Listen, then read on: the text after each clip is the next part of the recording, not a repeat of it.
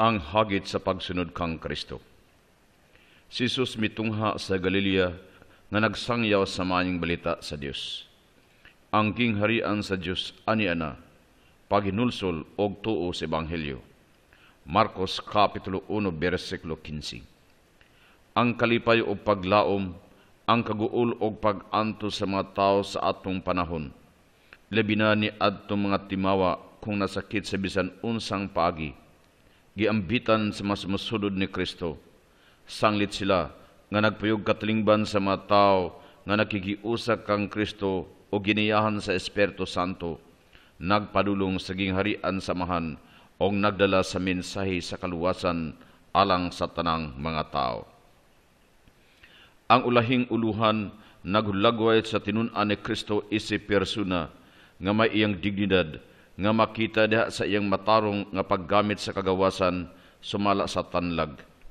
Kining uluhana karon magpaila sa katalimbanong pagpahaom sa kinabuhing matarong sa Kristiyano. Kita nagpuyo sa usa ka kalibutan nga kusog mag-usab-usab, din ang kanhi ay mga bili og mga paagi sa katarong daw nangahanaw na. Usa ka kalibutan sa hait nga panig-indigay, din gibanlasan sa mass media, ang mga salabutan o kasing-kasing sa mga tao sa mahulagway sa kalampusan niadtong may gahom og adunahan.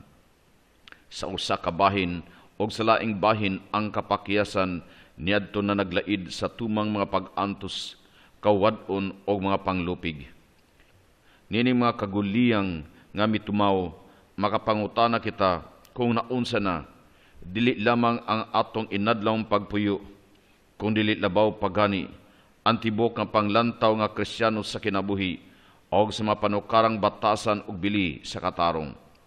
Kay bisan pa sa mahilabihang paglambo sa teknolohiya karon, nahimutang kita sa dakong kalibog, ingog nagapos sa way kasiguruhan sa mga panukaran sa Kristohanong pagpuyo.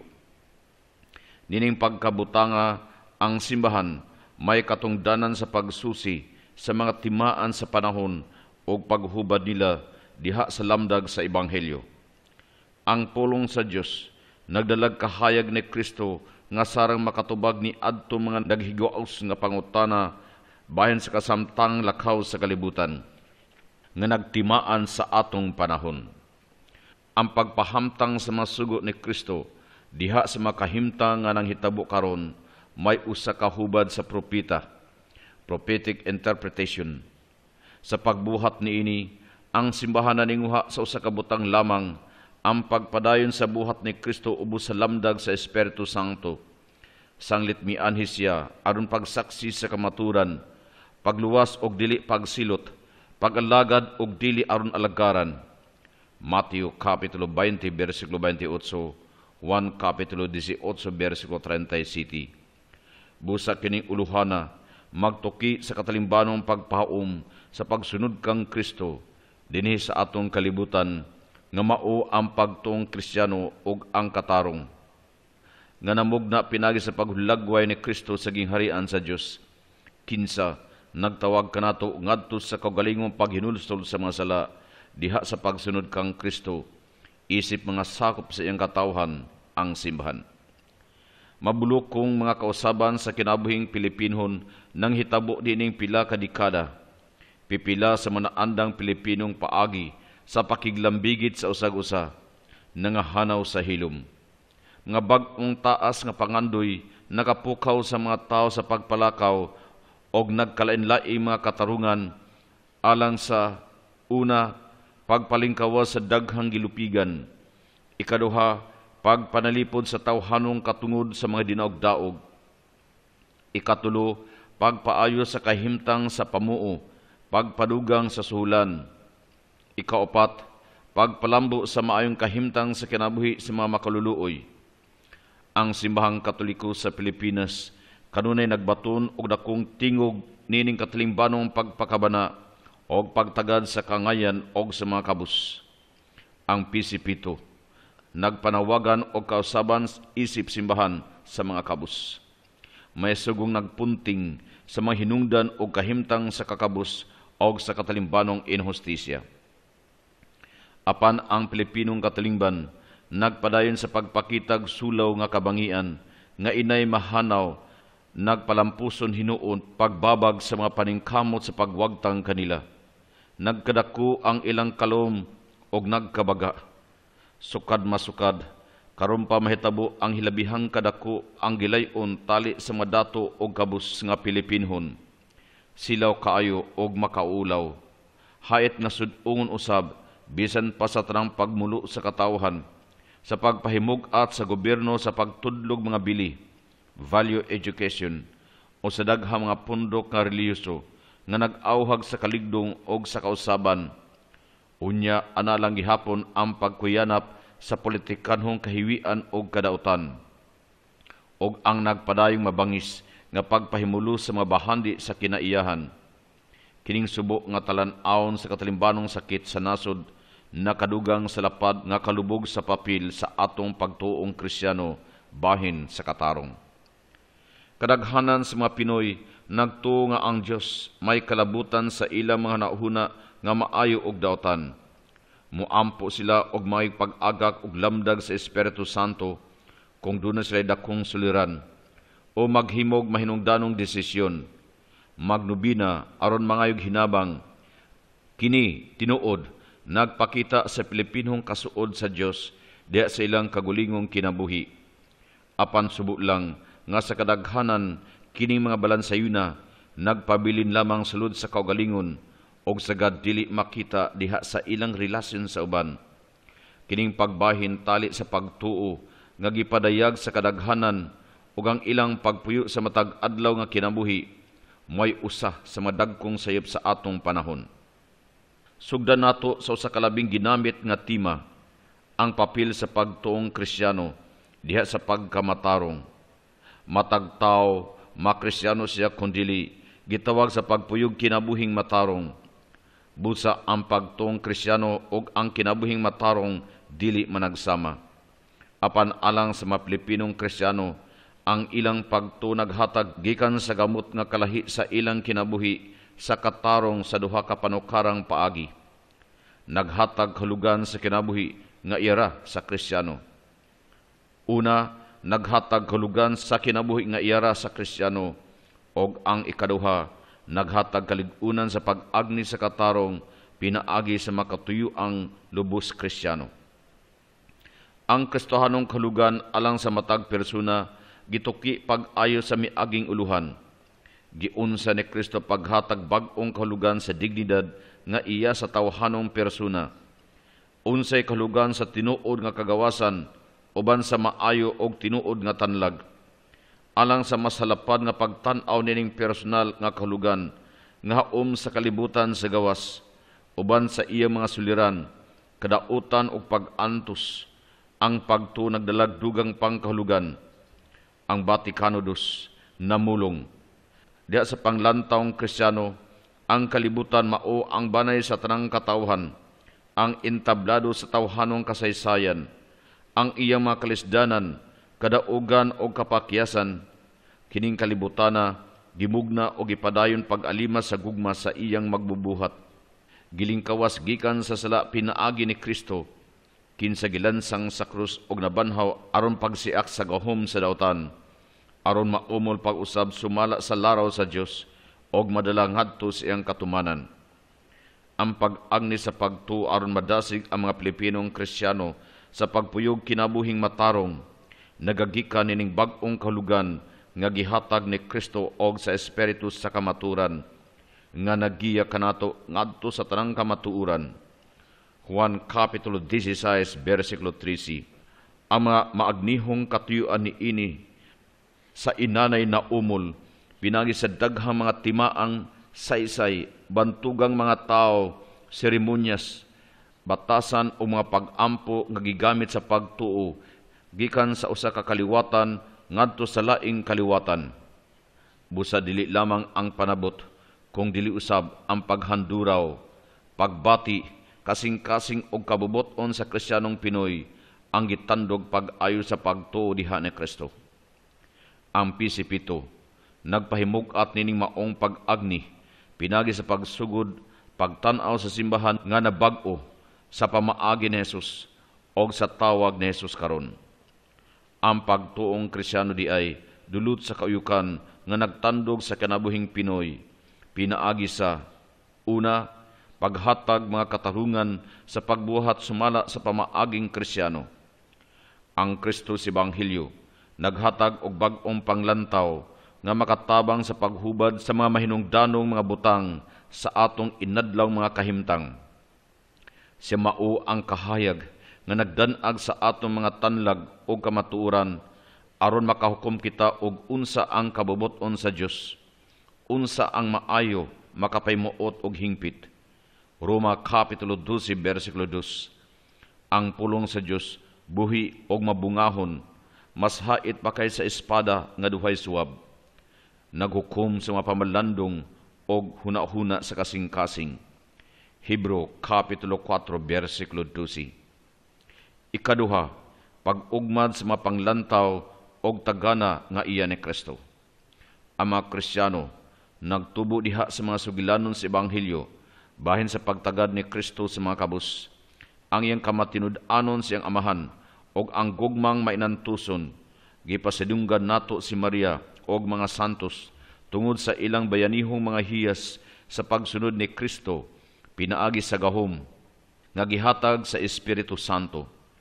Sa ingon niini ang mga hiyas nga Kristiyano namugna din ang tanan gisuta o gihubad sumala sa tinuod nga Espiritu ni Kristo.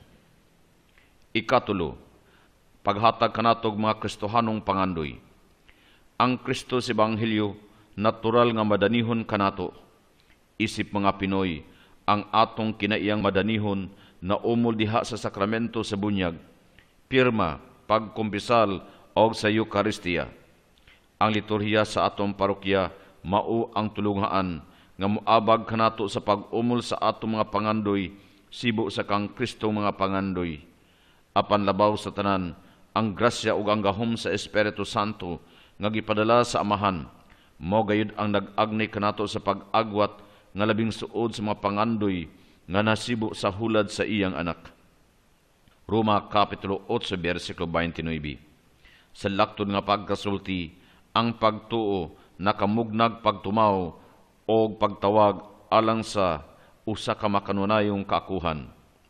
Pinagi sa kinabuhing matarong, labi na sa atong mga buhat sa kaluoy, ang atong pagtuo nahimong pagpadayag, usa ka pagsaksi atubangan sa Dios o sa atong isigataw, ang paghatag sa atong kagalingon, isip gasa, sama kang Kristo Jesus, ang tinubdan, panag-ingnan ug agianan sa atong kinabuhi sa katarong.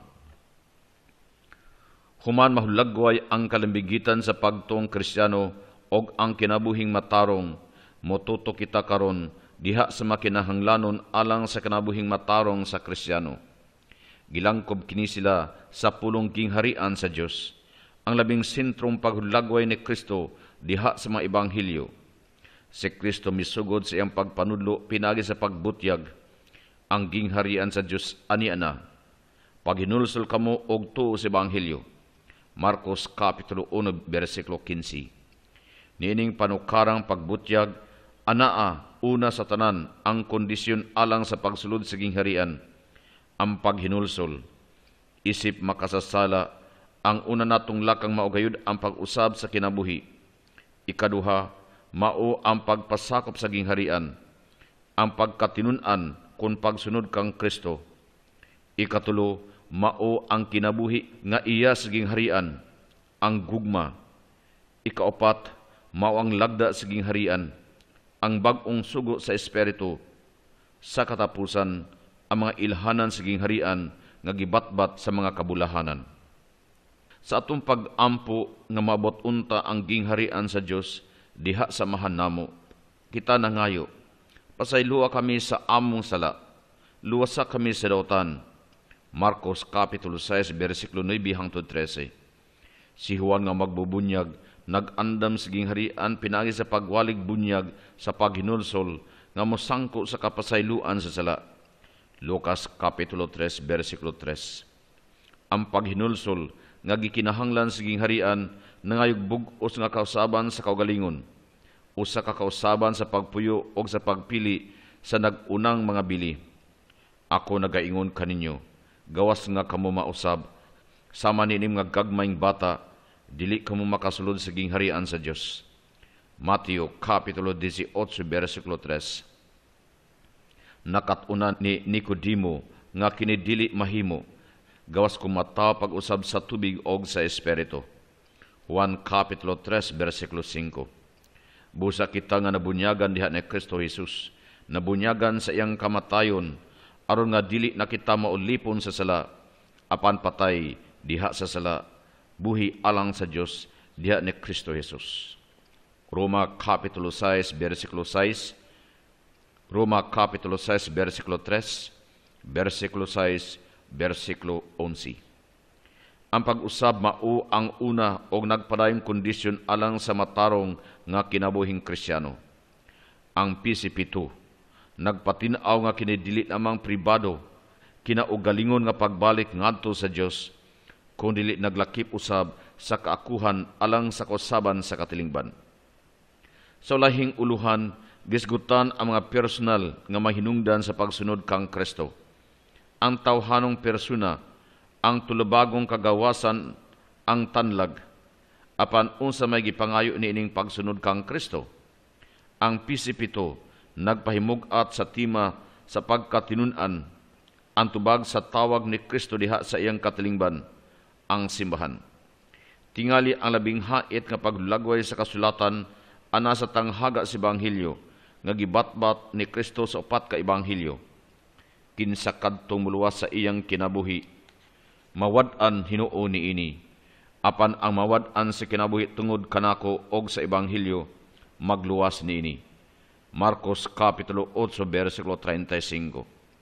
Sa katapusang panihapon, si Kristo miingon sa iyang mga tinunan, ang labing dako kaninyo magpakagamay, ang mangulo magpakaalagad, aniya ako uban kaninyo isip alagad. Lucas Kapitulo 22, versikulo 26.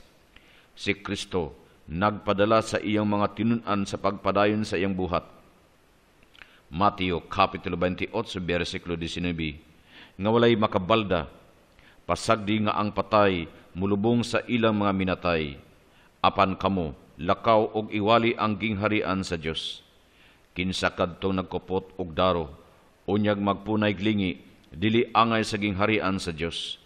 Lucas Kapitulo 9, versikulo 60 hangtod 62. Ang personal nga kakuhan sa pagkatinunan ni Kristo mao ang yawi sa tanang katarong sa kinabuhing Kristiyano. Ang kinabuhi nga mao ang gugma sa gingharian sa Dios, labaw sa tanan. Dili tungod kay nahigugma kita sa Dios, kung dili tungod kay siya nahigugma kanato ug gipadala niya ang iyang anak isip halad alang sa atong mga sala. 1 Juan Kapitulo 4, versikulo 10. Ang baruganan di ay sa kinabuhing matarong, dili ang atong maayong katuyuan o paningkamot, kung dili hinuon, ang dili matukib nga gugma sa Dios alang kanato. Karon, sanglit ang Dios, hilabihang paghigugma kanato, maghigugmaay usab kita sa usag-usa. 1 Juan Kapitulo 4, versikulo 11. Usa ka gugma nga mapasayloon. Epeso Kapitulo 4, versikulo 32. Malukupon alang sa tanan. Unang Tesalonika Kapitulo 3, versikulo 12. O gikinahanglan, sanglit kung walay gugma, sama kitad lamang sa masaba nga agong, piyang-piyang nga nagtagingting. 1 Korinto Kapitulo 13, versikulo 1. Duha ka bunga nining gugmaha, mao ang panag-ubanay, koinonia, o pag-alagaray, diakonia. Ang pagtuman sa sugo, higugmaang imong isigataw sama sa imong kaugalingon. Roma Kapitulo 13, versikulo 9. Nagmugnag katilingban sa panag-uban, ang panag-uban sa Espiritu Santo. Ikaduhang Korinto Kapitulo 13, versikulo 13. Maman usab, nagtambayayungay kita og nag-alagray sa usag-usa, diha sa tumang pagpaubos. Buhat Kapitulo 20, versikulo 19. Diha sa pagbag-o sa Espiritu. Roma Kapitulo 7, versikulo 6. Atubangan sa bag-ong sugo sa gingharian, ang usa ka Kristiyano dili magbaton og panglantaw nga ginapol sa balaod, legalistic attitude, kung dili hinuon, inanak nga pagtuman. Nagbuhat siya dili tungod sa kahadlok, sama sa usa ka ulipon, ni sa pangagpas, sama sa usa ka negosyante, kung dili tungod sa gugma, sama sa usa ka bata. Nasayad siya, ngayang buhaton ang tanan, aron pagtubag sa gugma ni adtong nahigugma pag-una. 1 Juan Kapitulo 4, versikulo 19. Ang lagda sa gingharian, dulot sa kahiladman, labaw kay sa karaang kasuguan, nga nagdili sa pagpatay. Kini nagdili usab sa pagkasuko. Kadto nagdili sa panapaw, kini nagdili bisan gani sa pagtan-aw sa malaway. Kadto nagdili sa pagpanumpag bakak, kini nagdili usab sa bisan unsang panumpa sa pulong. Mateo Kapitulo 5, versikulo 22, 28 o 34.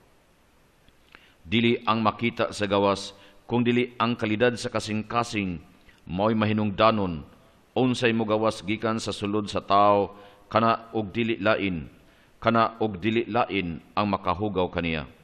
Marcos Kapitulo 7, versikulo 20. Ang labang bugat sa balaod, ang kaangayan og kaluoy og kamatinud-anon. Mateo Kapitulo 23, versikulo 23. Mao ang pag-iisipon alang sa kinabuhing matarong sa Kristiyano. Ang sumbanan mao, pangita pag-una ang gingharian sa Dios ug ang iyang katurungan ug ang tanang ubang butang ipakapin kaniya. Mateo Kapitulo 6, versikulo 33. Sa pagsugod sa wali sa bungtod, si Kristo nagbutang og mga ilhanan sa gingharian, usa ka bag-ong kahibulungan nga panglantaw nga maghatag kinabuhi. Ang mga kabuluhanan, dili mga sugo, pag maluluyon kamo, pakigdait kamo. Hinunua, paghulagway kini sa naong ni Kristo diha sa pagtawag niya sa mga tinunan, aron awhagon sila sa pag-ambit siyang kasakit o pagkabanhaw. Gipadayag dinhi ang mga kinaiya, lihok o panglantaw alang sa tinuod nga Kristohanong pagpuyo. Gitanyag ang mga saad sa tanghaga, din gisapnay ang paglaom taliwala sa mga pagsulay. Gimantala ang mga panalangin o ganti nga bisan lubog pa karon natagamtam na sa mga magtutuo o makita diha sa kinabuhi sa mahal nga Birhen Maria o sa mga santos. Ang mga panalangin sa gingharian gisaad ngadto sa mga kabus o sa mga huyang, sa mga malumo o sa mga nag-antos, sa mga naninguha sa katarong labaw sa pasundayag lamang, sa mga maluluyon o putlig kasing-kasing, sa mga nagpugong sa mga pagdagmal o sa mga nakighiuli. Alang kanila, si Jesus nagsaad og talagsaong kalipay, ang pagkabot sa gingharian sa Dios, ang panag-iya sa yuta, ang pagkaanak sa Dios, ang pagbatog kaluoy og pagkakita sa Dios, kining hait nga pagkalahi, batok sa mabiling kalibutanon, pagatok iyon sa sunod nga uluhan. Ang matarong nga kinabuhi sa Kristiyano, sagad ipaila pinaagi sa pulong, tawag tubag. Ang gingharian sa Dios nga bag-o lang gihulagway, naghatag og maayong larawan sa tawag sa Dios. Sa samang pagi, ang tubag sa gingharian mahulagway sa tulo ka naong, ang pagtahod alang sa katakos sa uban, ang pagkahiusa sa tanan, og ang pagkamatinud-anon sa Dios og sa usag-usa. Una, ang pagtahod sa usag-usa. Isip sakop sa gingharian sa Dios, ang atong katakos og dignidad nagagikan sa Dios. Busa si San Pablo nagpahimangno, paghigugmaay kamo sa usag-usa sa pagbati samag mga igsuon, paglipay uban sa mga naglipay, pagbangutan uban sa mga nagbangutan, tahura ang tanan, ayaw panghambog, hinunua kuyog sa mga kabus. Roma Kapitulo 12, versikulo 10 hangtod 16. Ayaw pagbuhat og hinakog sa garbo, hinunua mapaubsanon, tagda ang uban, nga labaw pa kay kanimo. Ang matag-usa, maglantaw sa makayuhan sa uban, kay sa iyaha. Pilipos Kapitulo 2, versikulo 3 hangtod 4. Ikaduha, pagkahiusa, ang lig-on og makananayong kaakuhan sa kaugalingon alang sa kayuhan sa tanan og sa matag-usa, sanglit kitang tanan, may tulubagon man sa usag-usa. Kini nagkahulugan nga dili kita makahimo bisan gani sa paghalad og tinuod nga pagsimba sa Dios, gawas kon makighiuli una kita sa atong igsoon. Mateo Kapitulo 5, versikulo 24. Kining pagkahiusa, nagtabang kanato sa pagtan-aw sa uban, mapersona o makatawhan o nasod, dili sama lamang o kahimanan, kundi sama nga isig kaingon, o sa kakaabag nga sarang mag-ambit sama kanato sa kumbira sa kinabuhi, din ang tanan so samang gidapit sa Dios. Ikatulo, pagkamatinud-anon sa Dios og sa sagusa. Ang kalipay sa gingharian ihatag ngadto sa matinud-anong tinud-an, buutan og maayo nga sulugon, dali og ambit sa kalipay sa imong agalon. Mateo Kapitulo 25, versikulo 21. Apan kining kamatinud-anon, nagkinahanglang pagbansay og pagampo, pagmaligdong og mabinantayon. Anyong kaaway, ang yawa, nangulob sama sa liyon, nga nanggitag kinsa iyang tokbon. Bato kininyo siya, nga lig-on sa inyong pagtuo, nasayad nga ang hugpong sa mga magtutuo, naganto sa samang mga kasakit sa kalibutan. 1 Pedro Kapitulo 5, versikulo 8 hangtod 9. Ang kinabuhi o kamatayon nining pagkamatinud-anon kon pagkakasaligan, gihulagway sa biblikanhong saysay sa duha ka tanaman. Diha sa tanaman sa Eden, ang bitin nagsabod og binhi sa way pagsalig, og si Adan og Iba nahimong mabudhion sa Dios og sa matag usa kanila. Genesis Kapitulo 3. Didto sa laing tanaman sa Getsemani, si Kristo nga gibudhian ni Judas, nagpabiling matinud-anon sing amahan og sa misyon sa pagluwas sa tanan, pinaagi sang dugo didto sa krus. Marcos Kapitulo 14, versikulo 32 hangtod 42. Kulusa Kapitulo 1, versikulo 20. Hinoon ang atong kasinatian sa kamatinud-anon, dili diha kundili usa ka nagpadayon nga hagit uban sa iya mga sangputanan. Ang pagbudhi ni Judas og ni Pedro nagtug-an niini. Ang pagbudhi ni Judas misangpot sa iyang paghikog. Mateo Kapitulo 27, versikulo 5. Samtang ang kang Pedro nagdala kaniya ngadto sa paghinulsol, pasaylo og bag-ong kaakuhan. Juan Kapitulo 21, versikulo 15 hangtod 19. Ang mga Pilipino nga natudluan sa naandang katekeses, naglantaw ni ining pagkamatinud-anon ngadto sa Dios og sa isikatawo, pinaagi sa mga bertod. Karon ang dakong paghimug-at anaa ibutang sa pag-umol sa mabili, value formation. Silang duha morang butanga kun ang atong panglantaw sa katarong giisip nga mga bunga sa espiritu, gugma, kalipay, pailob, kaluoy, kamanggihatagon, kamatinud-anon, kalumo o kamapugnanon. Galatia Kapitulo 5, versikulo 22. Gawas pa ang panukarang mga biling tawhanon sa maayong paghukom, kaangayan, kaisog o pagkasarangan, cardinal virtues, nga gilig-on sa grasya o sa mga gasa sa Espiritu Santo, kinaadman, panabot, tambag, kusog, kahibalo, pagtahod o kahadlok sa Ginoo.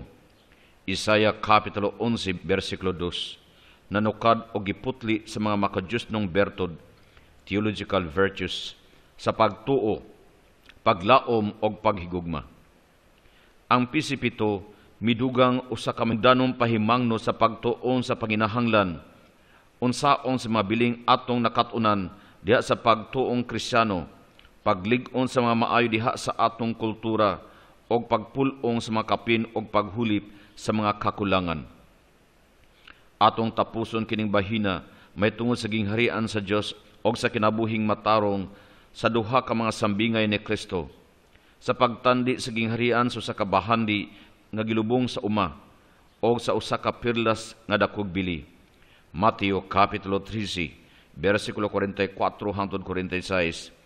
Gipunting ni Kristo ang usa ka han-ay sa tubag sa katarong nga gipangayo sa gingharian. Ang duha ka sambingay nagpakitag susamang hulad nga may tulo ka lakang.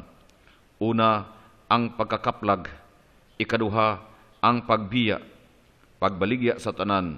Ikatulo, ang paglihok, pagpalit, kini naghulagway sa tubag sa katarong pinaagi sa una, usa ka abti ka panglantaw nga magtultul asa pangitaa ang buhat sa espiritu sa pagtukod sa gingharian sa Dios. Ang gingharian sa Dios ani ana. Ikaduha, usa ka pagbag-o, metanuya, nga makausab sa tibok tao, bag-uha ang inyong kinabuhi. Ikatulo, mga panglantaw og lihok, nga moabag sa grasya sa Dios alang sa kayuhan sa tanan. Tuo sa Ebanghelyo, Marcos Kapitulo 1, versikulo 15.